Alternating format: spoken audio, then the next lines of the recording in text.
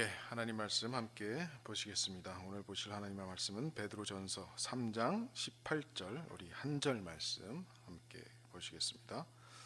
신약성경 베드로전서 3장 18절 말씀 우리 한 절 말씀인데 우리 스크린을 보시면서 저와 함께 여러분 함께 읽어보시겠습니다. 자, 베드로전서 3장 18절입니다. 자, 시작. 그리스도께서도 단번에 죄를 위하여 죽으사 의인으로서 불의한 자를 대신하셨으니 이는 우리를 하나님 앞으로 인도하려 하심이라. 육체로는 죽임을 당하시고 영으로는 살리심을 받으셨으니 아멘. 성금요일 예배로 우리가 모이게 됐습니다.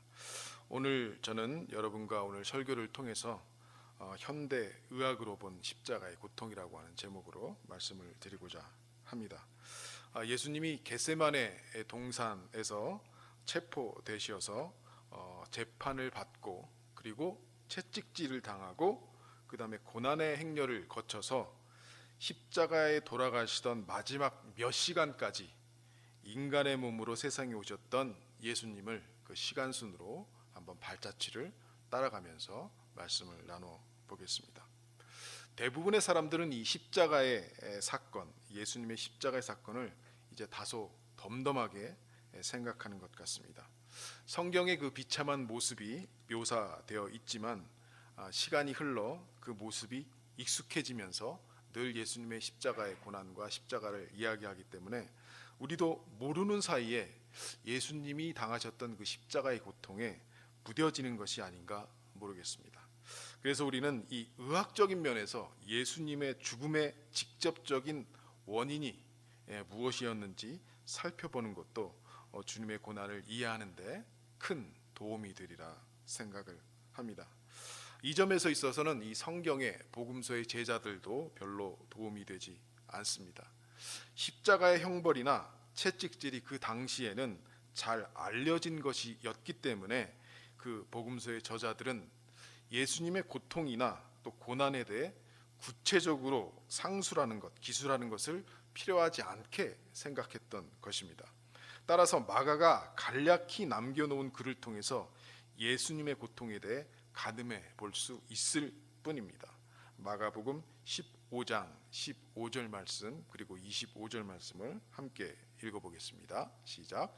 빌라도가 무리에게 만족을 주고자 하여 바라바는 놓아주고 예수는 채찍질하고 십자가에 못 박히게 넘겨주니라.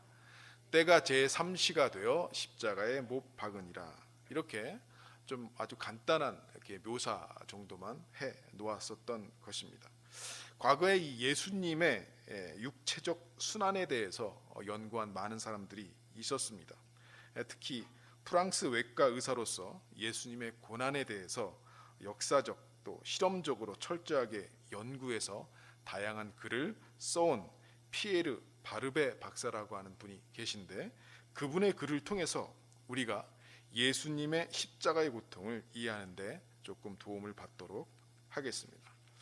이 첫 번째 우리가 이해해야 할 것은 이 십자가형의 관습입니다. 타락한 인간의 죄를 속죄하기 위해서 이 성육신하신 인간의 몸을 입고 오신 이 하나님의 심적인 마음의 고통 그리고 영적인 고통의 깊이는 인간으로서는 참 논의할 수 있는 영역이 아니다라고 생각을 합니다. 그러나 나사렛 예수의 몸이 그 고통의 시간 동안 도대체 무엇을 경험했는지 그분의 순환에 대해서 생리적이고 또한 해부학적인 면은 우리가 세부적으로 고찰해 볼 수가 있습니다. 왜냐하면 예수님도 저와 여러분 같은 똑같은 육체를 가지시고 계신 분이셨기 때문입니다. 이런 생각에 우리는 먼저 십자가에 못 박는 관습 자체에 대해서 알아둘 필요가 있습니다. 외관상 십자가에 못 박는 관습이 처음 알려진 것은 이 페르시아인들을 통해서였다고 합니다. 이것을 알렉산더 대왕과 그의 장군들이 이집트와 아프리카 북부의 고대 도시 카르타고에 소개했다고 합니다. 그 후 로마인들은 이 카르타고인들로부터 그 관례를 배우고 실행에 옮겼으며 또 이후 그 기술과 능력을 고도로 발전시켰다고 합니다. 이 키케로라고 하는 로마의 웅변가이자 정치자이자 철학가는 이 타키투스, 이 주 117년에서 55년까지 이 로마의 역사가 이 사람과 같은 로마의 많은 저술가들이 그에 대해 평하고 있습니다.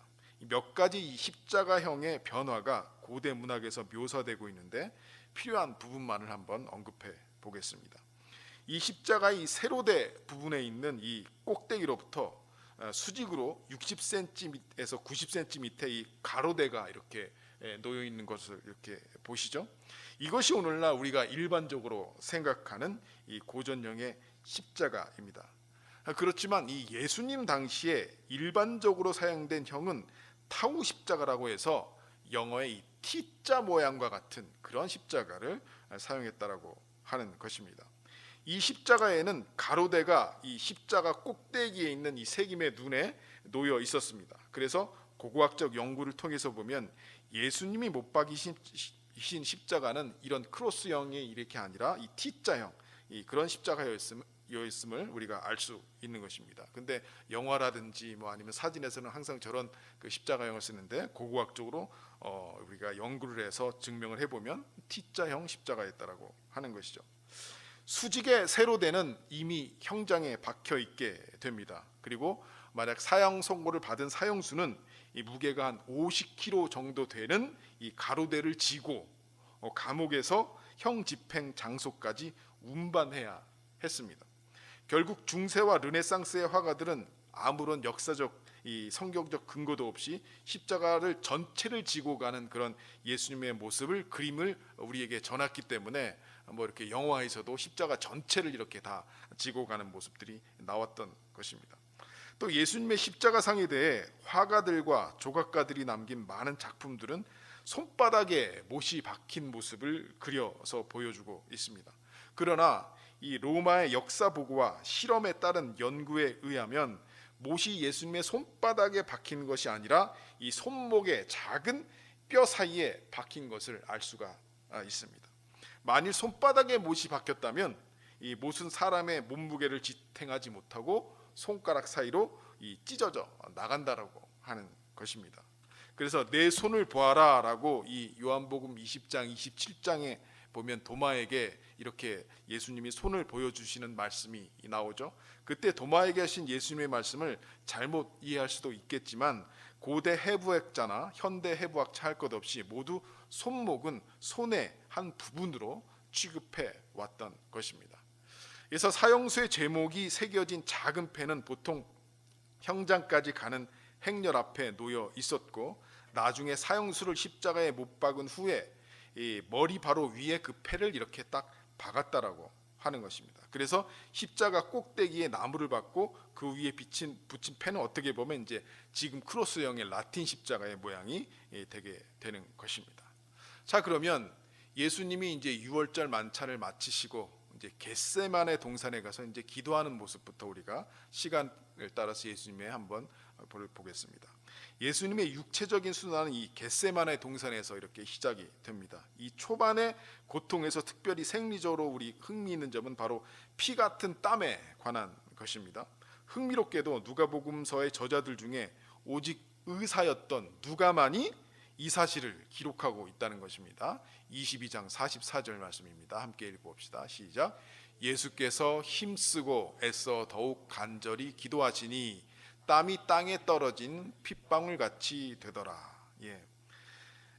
그러나 이 현대 신학자들은 그런 일이 일어날 수 없다는 잘못된 전제 하에 이 구절을 갖다가 자기들의 입맛대로 해석하려고 별의별 시도를 다 했습니다.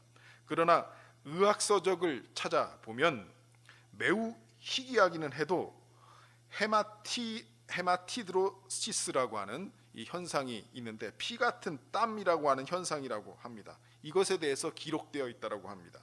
이 극도의 감정적인 과로 상태에서는 작은 모세관이 땀샘에서 파괴될 수 있는데 이 현상으로 말미암아 피와 땀이 섞이는 이런 현상을 갖다가 이 헤마티드로시스라고 하는 용어로 지금 기록을 해놨다라고 하는 것입니다. 그래서 예수님께서 그 겟세마네 동산에서 그 기도하시던 하나님 원하시면 이 잔을 내게서 물리시옵소서. 그러나 나의 원대로 하지 마시고 아버지의 원대로 하옵소서라고 그 기도하는 그 모습이, 예수님이 그런 육체적인 고난이 두려우셨을까? 예, 보통 그 육체적인 고난도 두려웠었을 거라고 생각을 하지만 그보다 더 예수님이 두려워했던 것은 무엇이냐면, 그래서 왜 하나님의 뜻을 받아들이려고 이렇게 땀방울이 핏방울이 되도록 기도하셨는가 하면, 예수님께서는 그 십자가에서 못 박히시면서 완전한 하나님의 저주를 받아야 했습니다. 창세로부터 삼위의 하나님은 같은 하나님이셨습니다. 삼위일체의 하나님이셨습니다. 아버지가 아들이고 아들이 아버지였습니다. 그런데 그 아들이신 하나님이 아버지이신 하나님한테 완전히 관계가 단절되는, 완전히 버림을 받는 그런 깊은 심적인 고통, 또 영적인 고통, 그리고 다가올 육체적인 고통에 대해서 예수님은 그것이 무엇인지를 아셨던 것입니다. 그래서 할 수 있거든 이 잔을 내게서 물려 주시옵소서. 그러나 아버지의 뜻은 무엇이었습니까? 아버지의 계획은 무엇이었습니까? 이전 선지자로부터 기록되어 있던 그 글들은 무엇을 나타내고 있었습니까? 바로 그 십자가를 지고 십자가에서 죽는 것이 하나님의 뜻이고 하나님의 원이고 하나님의 계획이셨던 것입니다. 그래서 그것을 주님은 받아들이시려고, 내 뜻이 아니라 아버지의 뜻을 받아들이시려고 기도하셨기에 땀방울이 핏방울이 되도록 기도하셨던 것입니다. 오늘 여러분도 기도하는 그 시간을 통해서 나의 뜻이 아니라 아버지의 뜻을 받아들이는 그런 결단의 기도를 하시는 여러분 되시기를 주님의 이름으로 축원합니다. 이제 이 겟세마네 동산에서 예수님은 이제 가룟 유다가 이 군사들과 제사장들과 함께 와서 예수님을 이제 잡아가게 되죠. 그리고 예수님은 붙들려 가십니다. 붙들리는 과정 속에서 베드로가 검을 빼서 어떤 한 군사를 쳐서 귀를 떨어뜨리지만 예수님은 그 즉시에서 그것을 또 치유하시고 칼을 쓰지 마라, 칼을 쓰는 자는 칼로 망한다라는 말씀하시면서 이제 잡혀 가시게 되죠. 그리고 대제사장 앞으로 가시게 됩니다. 이제 예수님이 배신당하고 붙들리신 현장으로 가보면, 여기서 제가 강조하고 싶은 것은 예수님의 순환에 대해서 제가 전체적인 부분을 다 다루지는 않습니다. 오늘은 순수하게 이 순환의 육체적인 부분을 강조해서 좀 집중해서 보도록 합니다. 한밤중에 잡히신 예수님은 이 사내들인 공회와 대제사장 가야바 앞으로 끌려갔는데, 여기서 처음으로 어떤 상처를 입으셨습니다. 대제사장 가야바의 질문에 아무 대답 없이 잠잠히 있다는 이유로 사원 중 하나가 예수님의 뺨을 때렸습니다. 그리고 나서 성전 경비대들이 그분을 끌고 가서 때리는 자가 누구인지 밝혀보라고 조롱하면서 비웃고 침뱉고 얼굴을 때렸습니다. 여러분, 누군가에게 맞는다는 것, 누군가의 육체적인 아픔을 당하는 것은 육체적인 아픔일 뿐만 아니라 굉장히 큰 정신적인 고통과 굉장히 큰 힘적인 아픔을 가지게 됩니다.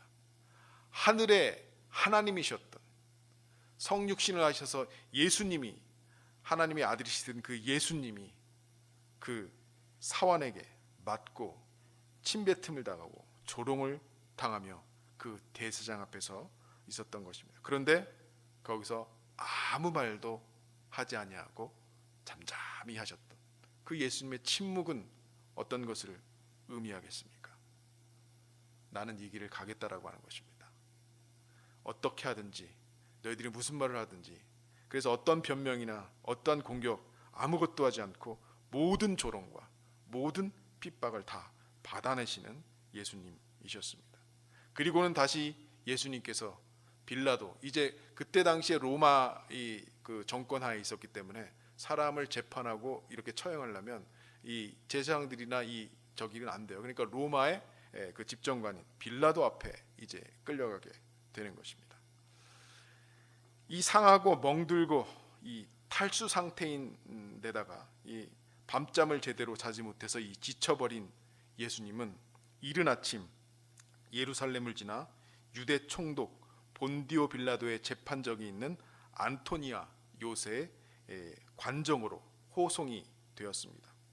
그런데 빌라도는 다시 예수님을 또 유대의 분봉왕 헤롯 안디바스에게 또 보냅니다. 빌라도는 자신이 이 복잡한 문제에 책임을 지지 않고 싶었던 것입니다. 이 사람이 무슨 살인을 저질렀느냐, 아니요 무슨 그게 아니라 자기들의 종교의 문제가 관한 것이기 때문에 이 총독 빌라도는 복잡하니까 헤롯에게 다시 보냈던 것입니다. 예수님은 헤롯 왕에게 아무런 육체적 손상도 입지 않은 채 또 다시 빌라도에게 보내집니다. 이 빌라도는 그런데 이 군중의 외치는 소리에 응하여 바라바를 풀어주고 예수님을 채찍질해서 십자가에 못 박도록 선고를 내리게 되는 것입니다. 이 부분이 누가복음 23장 21절에서 25절까지 나와 있습니다. 한 절씩 한번 저와 함께 읽어봅시다. 그들은 소리질러 이르되 그를 십자가에 못 박게 하소서, 십자가에 못 박게 하소서 하는지라.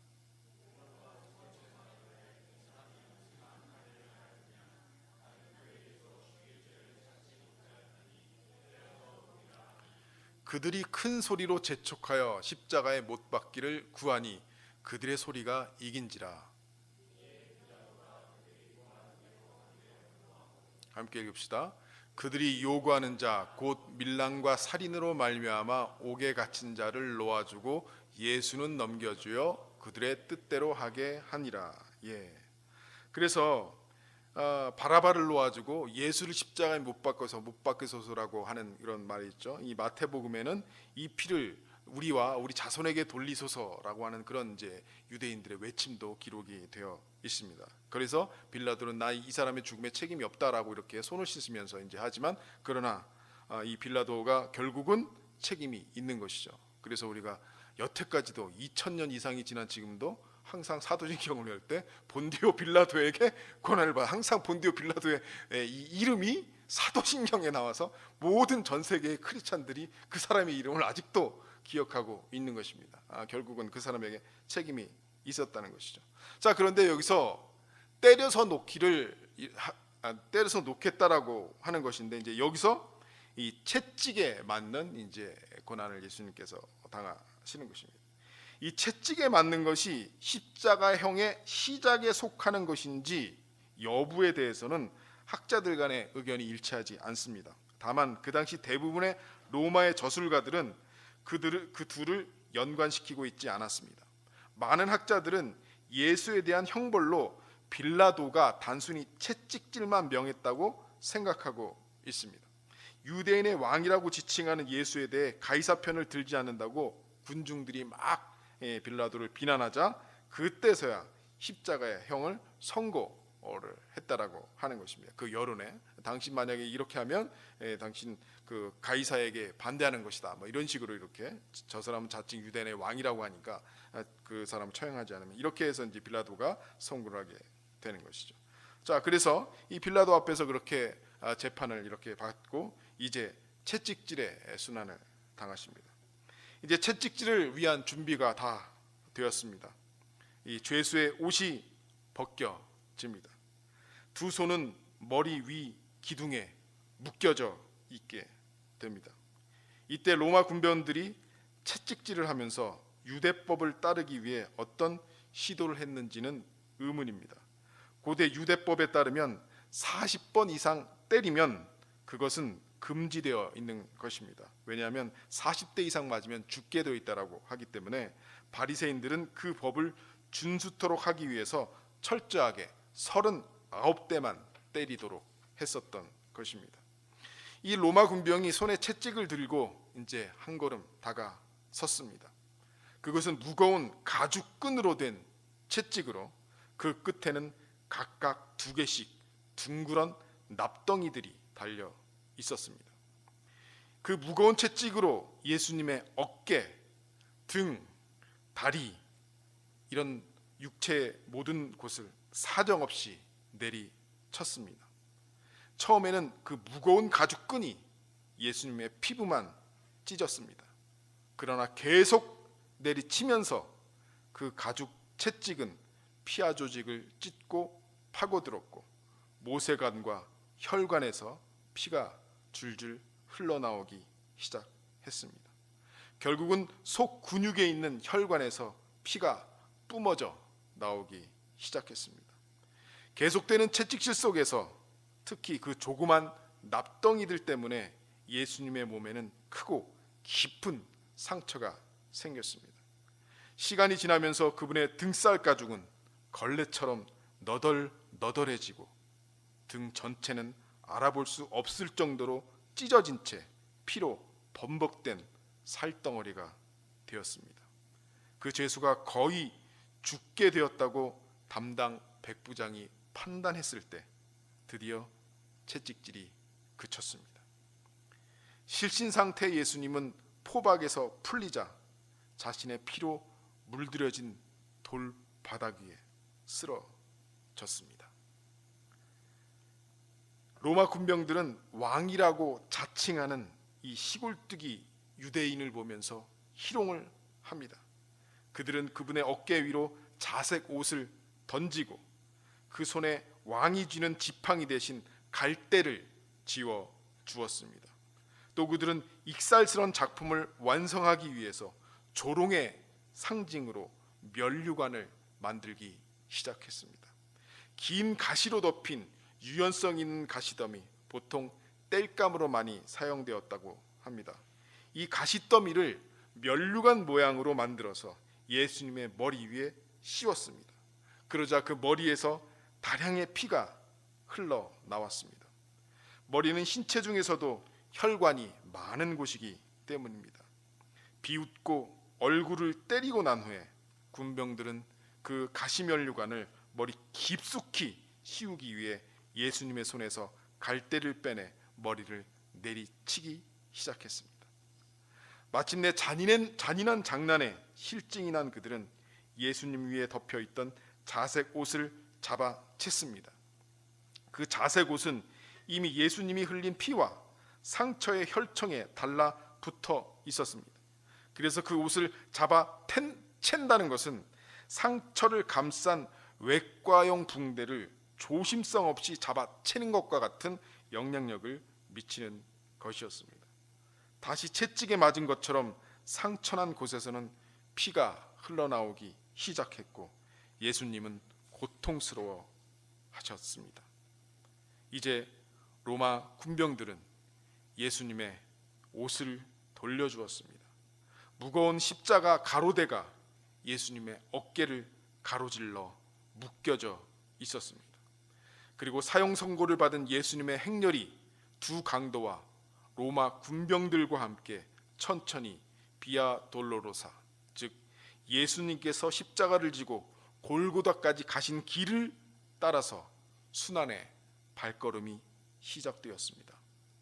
예수님께서는 똑바로 서서 걸으려고 애를 쓰셨지만 많은 피를 흘린 충격에다가 무거운 가로대의 무게를 감당하는 것이 무리였습니다. 예수님은 비틀거리다가 쓰러졌습니다. 그 거친 나무 기둥은 그분의 어깨에 찢어진 피부와 근육 속을 도려내듯이 비벼댔습니다. 다시 일어나려고 했지만 인간 근육의 힘이 견뎌낼 수 있는 한도를 이미 넘어선 후였습니다.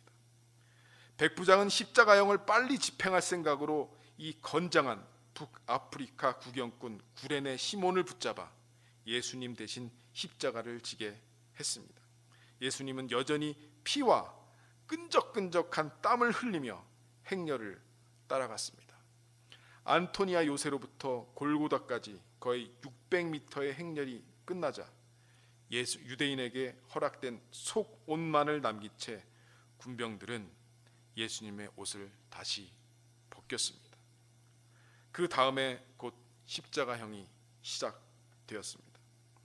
로마 군병이 독하지 않은 진통제와 모략을 혼합한 포도주를 예수님께 주었습니다. 그러나 예수님은 마시기를 거부하셨습니다. 십자가의 이 가로대를 땅 위에 내려놓으라고 하는 명령이 떨어지기가 무섭게 예수님의 어깨가 가로대 위에 뉘어졌습니다. 로마 군병은 예수님의 손목에 약간 오목한 곳으로 손을 더듬었습니다. 군병은 곧 묵직하고 네모진 단철 못을 예수님의 손목에 대고 치기 시작합니다. 그 못은 예수님의 손목을 뚫고 나무에 박혔습니다. 군병은 재빨리 반대쪽으로 가서 팔이 어느 정도 움직일 수 있도록 조심하면서 그분의 팔을 느슨하게 끌어가서 다시 반대편 손목에 못을 박았습니다. 군병은 이제 십자가의 가로대를 세워 올리고 나사렛 예수 유대인의 왕이라고 하는 죄표를 그 위에 박았습니다. 그리고 왼쪽 발을 오른쪽 발에 포개어서 발가락이 아래로 향하게 하고 그 다음에 무릎이 적당히 움직일 수 있게 한 상태에서 발목에 못을 박았습니다. 예수님이 이제 십자가에 못 박혔습니다. 점차 몸이 처져 손목에 박혀 있는 못이 몸무게를 지탱하자 무서운 아픔이 예수님의 손가락과 팔을 따라 뇌로 전해졌습니다. 손목에 박혀 있는 못은 중추에 압박을 가하기 시작했습니다. 고통을 피하기 위해 몸을 위로 밀어 올리자 몸무게가 전체 다리에 박힌 못에 지워졌습니다. 바로 이때 또 다른 현상이 일어났습니다. 팔이 피로해지자 경련이 그 근육 전체로 급속하게 퍼졌는데 그것은 깊고 사정없이 쑤시는 아픔이었습니다. 그 경련 때문에 그분은 몸을 위로 밀어 올리지 못하셨습니다. 그리고 그분의 팔에 몸무게가 실리게 되자 근육이 마비되고 옆구리의 근육도 재구실을 못하게 되었습니다. 공기를 폐 안으로 흡입할 수 있지만 내쉴 수 없는 상태가 되어버립니다. 짧은 호흡이라도 하기 위해서 예수님은 몸을 위로 밀어 올리고자 안간힘을 쓰셨습니다. 드디어 이산화탄소가 허파와 혈류에 채워지자 근육의 경련이 부분적으로 가라앉았습니다. 발작적으로 그분은 숨을 내쉬기 위해 몸을 밀어 올리고 산소를 들이마시는 그런 상태인 것입니다. 그 상태에서 예수님은 가상칠언이라고 하는 십자가의 고통 가운데 7가지의 말씀을 하십니다. 첫 번째, 누가복음 22장 34절입니다. 함께 읽어봅시다. 아버지, 저들을 사하여 주옵소서. 자기들이 하는 것을 알지 못함이입니다. 자신의 옷을 차지하기 위해서 주사위를 던지고 있는 로마 군병들을 내려다보면서 십자가에서 하신 말씀입니다. 두 번째는 오늘 내가 나와 함께 낙원에 있으리라. 오른편에 있던 강도가 주님 앞에 회개했을 때 그 강도를 바라보며 하신 말씀이셨습니다. 세 번째 말씀은 보라 내 어머니이시다. 여자여 보소서 아들이니이다. 이 말씀은 두려워서 떨며 슬픔에 찬 사랑하는 제자 요한과 또 예수님의 어머니를 내려다 보며 하신 말씀입니다. 네 번째 말씀은 나의 하나님 어찌하여 나를 버리셨나이까. 이 말씀은 시편 22편 서두에 기록된 말씀의 인용입니다. 말로 형용할 수 없는 아픔, 관절마디를 부수는 듯한 경련, 그리고 때때로 일어나는 부분적인 질식, 그리고 그 거친 나부 기둥에 대고 위아래로 몸을 밀어 올리고 내릴 때마다 찢기어진 등, 허리, 또 찢기는 고통의 시간이 계속되고 있었습니다. 게다가 새로운 고통이 더해졌는데 심장이 압박되기 시작하면서 심하게 으깨는 듯한 고통이 가슴 깊숙이 파고 들었던 것입니다. 이것은 시편 22편 14절 말씀. 나는 물같이 쏟아졌으며 내 모든 뼈는 어그러졌으며 내 마음은 촛밀 같아서 내 속에서 녹았나이다. 이 말씀을 상기시켜 주는 것이었습니다. 이제 거의 모든 것이 끝나가고 있었습니다. 세포 조직 분비액의 유출은 위기 상태에 이르고 압축된 심장은 무겁고 그나마 남은 피를 세포 조직으로 보내기 위해 애쓰고 있었으며 시달림을 받고 있던 폐는 약간의 공기라도 흡입하려고 필사적인 노력을 했습니다. 탈수가 된 세포 조직은 다량의 자극을 뇌에 전달하고 있었습니다. 이때 다섯 번째, 내가 목마르다. 이 말씀은 예언지 시편 22편에 있는 또 다른 구절을 상기시켜 줍니다. 내 힘이 말라 질그릇 조각 같고 내 혀가 입천장에 붙었나이다. 주께서 또 나를 죽음의 진토 속에 두셨나이다. 로마 군병들이 자기들이 두고 마시는 값싸고 신 포도주를 스펀지 같은 것에 적셔서 그분의 입술 위로 들어 올렸습니다. 그러나 그분은 어떠한 음료도 마시지 않았습니다. 예수님의 몸은 이제 극도의 고통과 탈진 상태에 달해 있었습니다. 이제 그분은 죽음의 냉기가 자신의 피부 속으로 스며들어올 옴을 느낄 수 있었습니다. 이때 여섯 번째 하신 말씀, 다 이루었다. 죽음의 기운을 실감하자 이제 이런 말씀을 하신 것입니다. 아마도 고뇌에 차 속삭이는 소리보다는 좀 더 크게 말씀하셨을 것입니다. 이제 속죄 임무가 완성되었고 그분은 드디어 자신의 생명을 마감하도록 허락하셨습니다. 일곱째 마지막으로, 아버지여 내 영혼을 아버지의 손에 부탁하나이다. 마지막으로 있는 힘을 다해 찢기어진 발로 못을 딛고 다시 한번 몸을 밀어 올리면서 다리를 뻗어 깊은 숨을 들어 마시면서 하신 말씀이셨습니다. 이제 그 후의 내용은 여러분도 잘 아실 것입니다. 안식일을 더럽히지 않기 위해서 유대인들은 그 희생자들을 빨리 처리해서 십자가에서 옮겨주기를 요구했습니다. 십자가 처형을 끝내는 평범한 방법은 다리를 꺾는 것이었습니다. 이것은 희생자가 몸을 위로 밀어 올리지 못하게 함으로써 가슴 근육이 긴장을 풀지 못하여 쉽게 질식해 죽게 하는 방법이었습니다. 그래서 군병들은 두 강도의 다리를 꺾었습니다. 그러나 예수께 왔을 때 그들은 그 행동이 불필요함을 알았습니다. 이미 돌아가셨기 때문입니다. 그래도 죽음을 확인하기 위해 한 군병이 창으로 다섯째 갈비뼈 사이를 뚫고 심낭과 심장을 찔렀습니다. 사도 요한은 복음서 19장 34절 말씀에 보면 그중 한 군인이 창으로 옆구리를 찌르니 곧 피와 물이 나오더라. 이렇게 기록하고 있습니다. 심장을 둘러싸며 고였던 액체와 심장에 있던 피가 흘러나왔습니다.